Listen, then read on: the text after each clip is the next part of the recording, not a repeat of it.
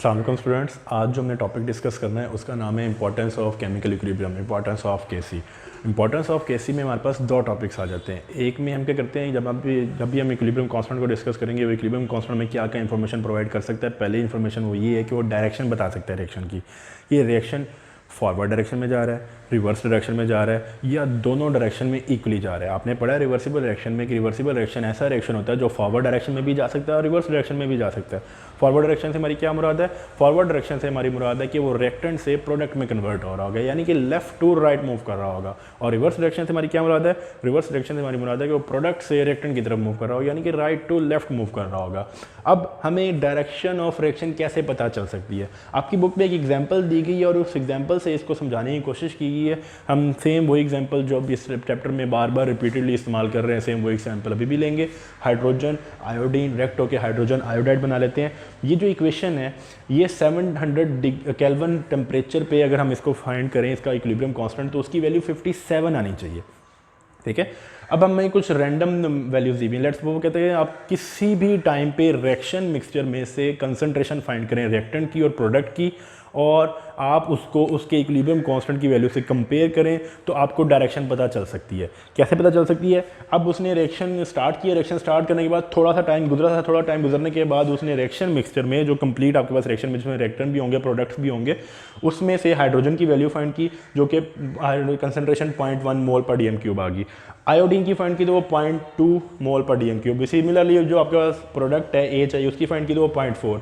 अगर मैं इसको अज्यूम कर लूँ कि लेट्स सपोज हमारा जो रिएक्शन है वो इक्विलिब्रियम पे है, ये हमने क्योंकि अजम्पशन की हुई है इसलिए हमने इसका नाम QC रखा हुआ, KC नहीं रखा हुआ। हमने लेट्स सपोज हमने कहा कि हमारा रिएक्शन इक्विलिब्रियम पे है तो उस पर इक्विलिब्रियम की कंडीशन सेटिस्फाई हो जाएगी। वो इक्विलिब्रियम कंडीशन क्या है हमारे पास कि हम वहाँ पे उसका यूनिट उसकी वैल्यू फाइंड कर सकते हैं। उसकी वैल्यू कैसे फाइंड करेंगे? हमारे पास HI प्रोडक्ट ओवर रिएक्टेंट आ जाएगा। प्रोडक्ट की वैल्यू हमारे पास क्या है? 0.4। इसको सॉल्व करेंगे जब हम, और रिएक्टेंट हमारे पास हाइड्रोजन, उसकी वैल्यू 0.1 है और आयोडीन 0.2। आप इसको सिंप्लीफाई करो तो आपके पास QC की वैल्यू 8 आ जाती है। अब ये जो हमारे पास वैल्यू 8 आई है ये ऑब्वियसली इस 57 से कम है।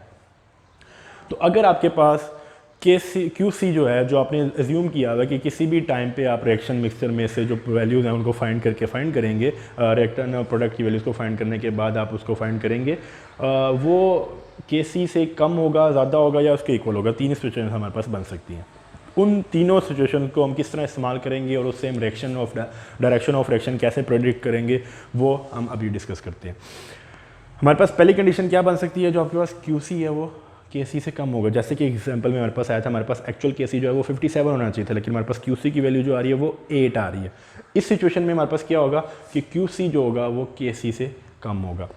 इसका ये मतलब है कि हमारे पास जो है वो प्रोडक्ट कम है, रिएक्टेंट ज़्यादा है। बेसिकली अगर आप इस इक्वेशन को देखें तो ऊपर इक्वेशन में प्रोडक्ट आता है, नीचे रिएक्टेंट आता है। अगर आप चाहते हैं कि ये जो आपका आंसर है ये बड़ा हो, अगर आप चाहते हैं कि आंसर आपका बड़ा हो तो आपको ऑब्वियसली आपका न्यूमिनेटर बड़ा होना चाहिए। आपने मैथ्स में पढ़ा होगा, जब भी आप डिवीजन करते हैं, डिवीजन करते हुए आपके पास जब आंसर बड़ा आता है तो आपका न्यूमिनेटर बड़ा होता है।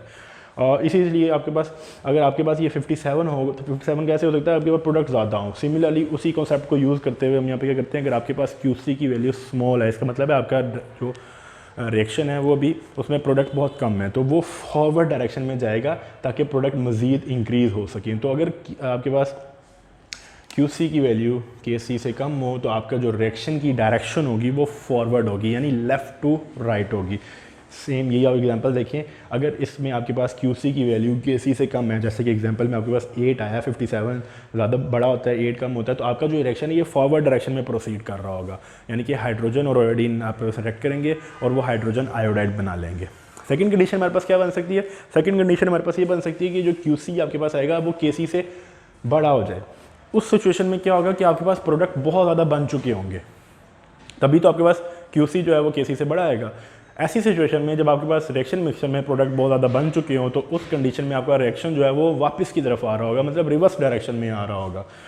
और रिवर्स डायरेक्शन का मतलब क्या है? वो राइट टू लेफ्ट मूव कर रहा होगा, जैसे कि एरो इंडिकेट कर रहा है, वो राइट टू लेफ्ट की तरफ मूव कर रहा होगा। और थर्ड केस हमारे पास क्या बन सकता है, थर्ड केस हमारे पास ये बन सकता है कि QC की वैल्यू KC के बराबर हो जाए। अगर QC की वैल्यू KC की बराबर हो जाएगी तो ये इक्विलिब्रियम कंडीशन को सेटिस्फाई कर देगा। और इक्विलिब्रियम कंडीशन क्या कहती है, इक्विलिब्रियम कंडीशन कहती है कि आपका रेट ऑफ फॉरवर्ड डायरेक्शन और रेट ऑफ रिवर्स डायरेक्शन दोनों बराबर हो जाते हैं। इस सिचुएशन में आपका जो केमिकल रिएक्शन है वो इक्विलिब्रियम पे है। इक्विलिब्रियम का मतलब है आपका रेट ऑफ फॉरवर्ड डायरेक्शन और रेट ऑफ रिवर्स डायरेक्शन दोनों बराबर हो गए। हमने डायरेक्शन कैसे प्रेडिक्ट की है, डायरेक्शन प्रेडिक्ट करने के लिए हम किसी भी टाइम कांस्टेंट पे हम एक वैल्यू निकाल लेते हैं इक्विलिब्रियम कांस्टेंट की, जिसको हम QC कह देते हैं। वो QC की वैल्यू से हम प्रेडिक्ट कर सकते हैं आपका रिएक्शन फॉरवर्ड डायरेक्शन में जाएगा, रिवर्स डायरेक्शन में जाएगा या इक्विलिब्रियम पे होगा। फॉरवर्ड डायरेक्शन की कंडीशन क्या है हमारे पास कि अगर आपने जो एज्यूम की हुई वैल्यू फाइंड की है वो आपकी वैल्यू एक्चुअल KC से कम हो तो उस सूरत में आपके पास जो डायरेक्शन है वो फॉरवर्ड डायरेक्शन में मूव करेगा। और अगर आपके पास उस QC की वैल्यू KC से ज़्यादा हो तो आपका रिएक्शन रिवर्स डायरेक्शन में मूव करेगा। अगर दोनों वैल्यूज़ बराबर हो जाएं तो उस टाइम आपका जो डायरेक्शन है वो इक्विलिब्रियम पे है। और इक्विलिब्रियम का मतलब क्या है कि आपका फॉरवर्ड डायरेक्शन और रिवर्स डायरेक्शन दोनों बराबर है। इसी इंपॉर्टेंस ऑफ केमिकल इक्विलिब्रियम में हमारे पास जो सेकंड टॉपिक है वो है extent of chemical reaction. Extent of chemical reaction का मतलब क्या है, एक्सटेंट ऑफ केमिकल रिएक्शन का मतलब ये है कि हम अब एक्चुअल अमाउंट बता सकते हैं कि किस चीज़ की अमाउंट ज़्यादा है। हमारे पास जो रिएक्शन मिक्सचर होता है उसमें दो ही चीज़ें होती हैं, या रिएक्टेंट होता है या प्रोडक्ट होता है। अभी हमने सिर्फ डायरेक्शन का जिक्र किया था कि आपका जो रिएक्शन है वो फॉरवर्ड डायरेक्शन में जाएगा, रिवर्स डायरेक्शन में जाएगा या दोनों डायरेक्शन में इक्वली प्रोसीड कर रहा होगा। अब एक्सटेंट ऑफ रिएक्शन से हम क्या फाइंड कर सकते हैं, एक्सटेंट ऑफ रिएक्शन से हम ये फाइंड कर सकते हैं जो आपका इक्विलिब्रियम स्टैब्लिश हुआ है, उस इक्विलिब्रियम स्टैब्लिश होने के बाद जो आपका रिएक्शन मिक्सचर है उसमें रिएक्टेंट ज़्यादा है, प्रोडक्ट ज़्यादा है या दोनों ऑलमोस्ट सेम है। तो उस सूरत में हमारे पास क्या इंडिकेशन होती है या किस तरीके से हम उसको प्रेडिक्ट कर सकते हैं, वो हमारे पास क्या है। सबसे पहले हमारे पास इसमें भी 3 केस बनते हैं।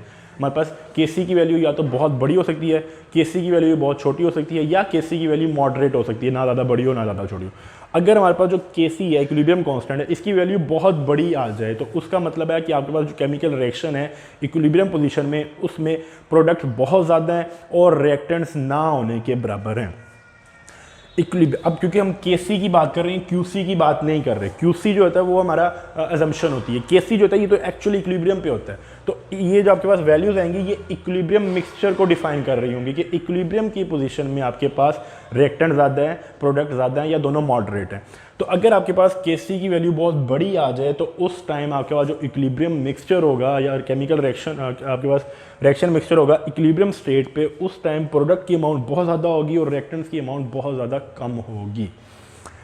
इसी का दूसरा पॉइंट आपके पास है कि स्मॉल वैल्यू ऑफ KC। अगर आपके पास KC की वैल्यू बहुत छोटी आ जाए तो उस सूरत में आपके पास इक्विलिब्रियम जब इस्टेब्लिश होगा तो प्रोडक्ट बहुत कम होंगे, रिएक्टेंट बहुत ज़्यादा होंगे। इसका मतलब ये है कि रिएक्शन स्टार्ट होते साथ ही आपके पास क्या इक्विलिब्रियम पोजीशन अचीव कर लेगा।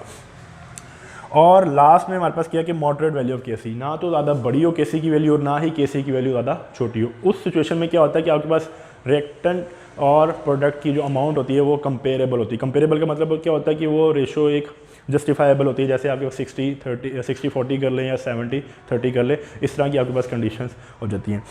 तो एक्सटेंट ऑफ रिएक्शन में हम क्या करते हैं, हम एक्चुअल इक्विलिब्रियम कंडीशन के ऊपर ये बता सकते हैं कि आपके पास जो इक्विलिब्रियम स्टेट इस्टेब्लिश हुई है उस स्टेट के ऊपर आपके पास प्रोडक्ट की अमाउंट ज़्यादा होगी, रिएक्टेंट की अमाउंट ज़्यादा होगी या दोनों की अमाउंट जो होगी वो बैलेंस कंडीशन में होगी, कंपेरेबल होगी। उसका तरीका क्या है कि आपके पास अगर KC की वैल्यू बहुत बड़ी आ जाए तो उस टाइम जो इक्विलिब्रियम इस्टेब्लिश होता है उसमें प्रोडक्ट की अमाउंट बहुत ज़्यादा होती है।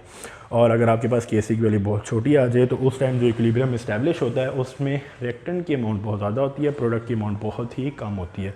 और अगर आपके पास जो इक्विलिब्रियम इस्टेब्लिश हुआ है उस टाइम KC की वैल्यू मॉडरेट आ जाए, ना ज़्यादा बड़ी हो और ना ज़्यादा छोटी हो, तो उस टाइम आपके पास प्रोडक्ट भी कंपेरेबल होते हैं रिएक्टेंट से, ना ज़्यादा प्रोडक्ट ज़्यादा होते हैं ना रिएक्टेंट ज़्यादा होते हैं, ऑलमोस्ट दोनों कंपेरेबल होते हैं।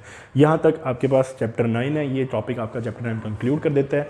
आपको अगर इस चैप्टर में कोई भी कन्फ्यूजन हो तो नीचे जो नंबर आपको डिस्प्ले हो रहे हैं उससे आप रब्ता कर सकते हैं। इंशाल्लाह हम आपके साथ नेक्स्ट लेक्चर में मिलेंगे नेक्स्ट चैप्टर के साथ। अल्लाह हाफ़िज़।